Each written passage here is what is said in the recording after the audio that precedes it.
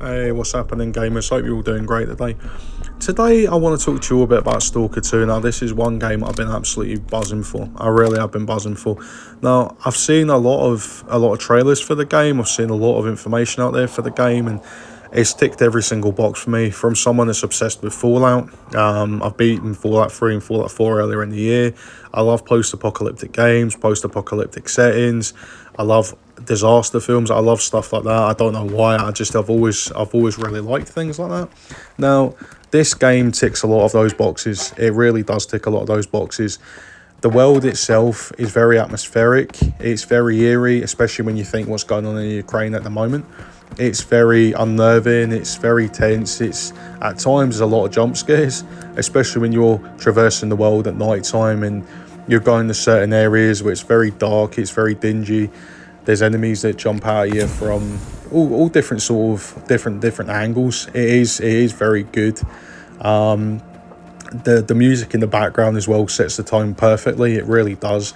It gives you that sort of atmosphere that straight away you know something bad's going to happen, but you don't know when it's going to happen, how it's going to happen, where it's going to happen, but you know it's coming. And I love that sort of effect on you. It always adds to that immersion for me.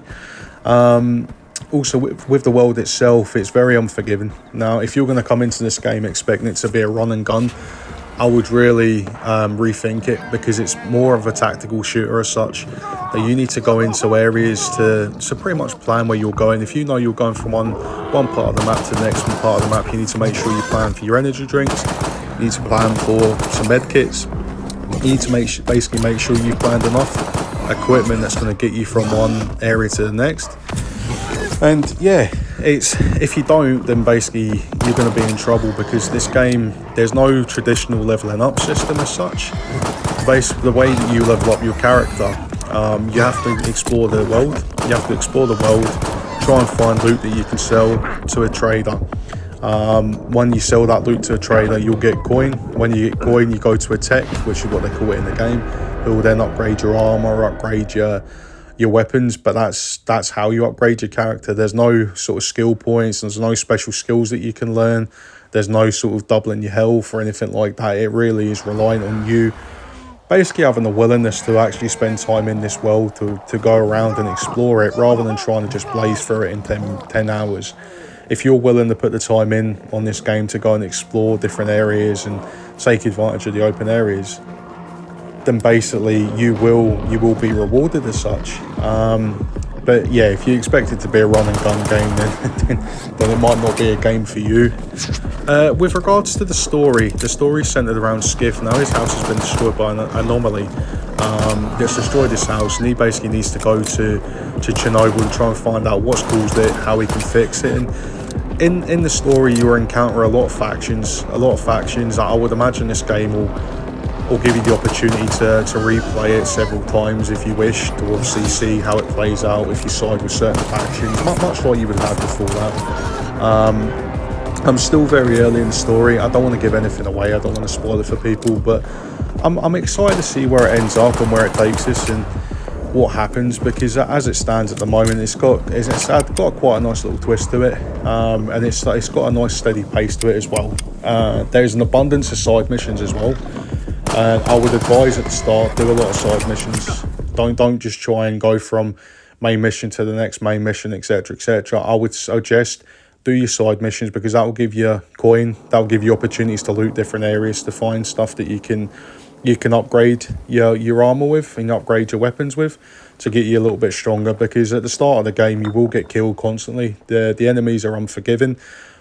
The one issue with the enemies that I hope that they can patch, what I've experienced is something that a lot of other people had experienced. With the enemy encounters, they don't just try and use guns. Before the encounter even begins, they'll just start launching grenades at your feet.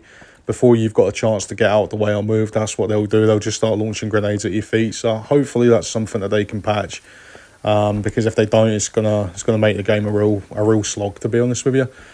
But other than that, the enemies are good.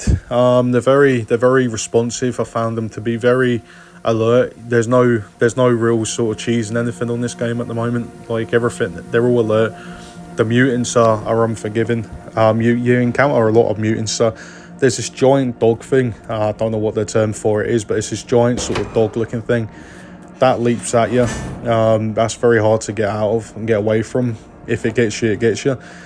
There's a pack of dogs, and there are a pack of rats, and they all had their own unique take on everything, and they're all very unforgiving. But the more that you get into the game, the more time you spend with the game, the more time you spend upgrading yourself. Definitely, I would say 100%, it definitely feels easier after time. Your first couple of hours, one week, you think, God, what am I doing here?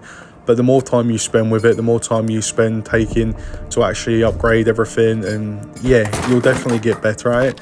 Now, just lastly, I just want to touch on a few issues I've had with the performance of the game. It's pretty much the same as what a lot of other people have reported. I've tried playing the game in quality mode. Obviously, what you're seeing on screen right now is all captured on my Xbox Series X. I've tried playing in quality mode. The best I could get from quality mode was 15 to 20 frames per second. It doesn't go up any higher than that. So I've played everything on performance, and with performance mode, there's a lot of graphical popping. There's a hell of a lot of graphical popping. It happens pretty much every 3 to 5 minutes. Again, I know, just in case it could have been my Xbox, I thought I'll test my Xbox just to be on the safe side. I've got another Series X downstairs, so I checked that, and it's not that. It is just a game. Again, it's not game breaking, but it can be frustrating. It can break your immersion, which it's all stuff that will get patched after a while. But at the moment, it is frustrating. And the only other issue that I've had to really note is stick drift. There's a lot of stick drift that I've experienced, mainly when I'm trying to speak to NPCs. If I'm going into an area and I go into that area and I want to speak to the NPC, then basically the game will drift, and then when I'm leaving speaking to that NPC, the game will still drift. And I've tested 2 or 3 controllers, and it is actually the game. So again, it's not game breaking. It just is frustrating. It can break your immersion. But when you look at the strains these developers have been under when they've been making a game of what's going on in their country, I would cut them a lot of slack for it, to be fair, and give them the time to get it right. Because I think once this game's been fully patched, it's definitely going to be a 9 or 10 out of 10. It's very good. It's very, very unique, very, very unique to what I've played before, and I must admit I'm really enjoying it. I'm having a great time with it. And yeah, that's just my first impressions, guys. I want to keep it short and sweet, not to take up too much of your time, but leave me a comment down below. How are you finding the game? Remember, it's on Game Pass, so if you've got Xbox and you've got Game Pass, or PC with Game Pass, pick it up. You're not going to do yourself any harm in downloading it. It really wouldn't do you any harm just to give it a go. And yeah, hopefully you're doing it. If you do, leave me a comment down below and let me know what your thoughts are. Anyways, guys, till next time.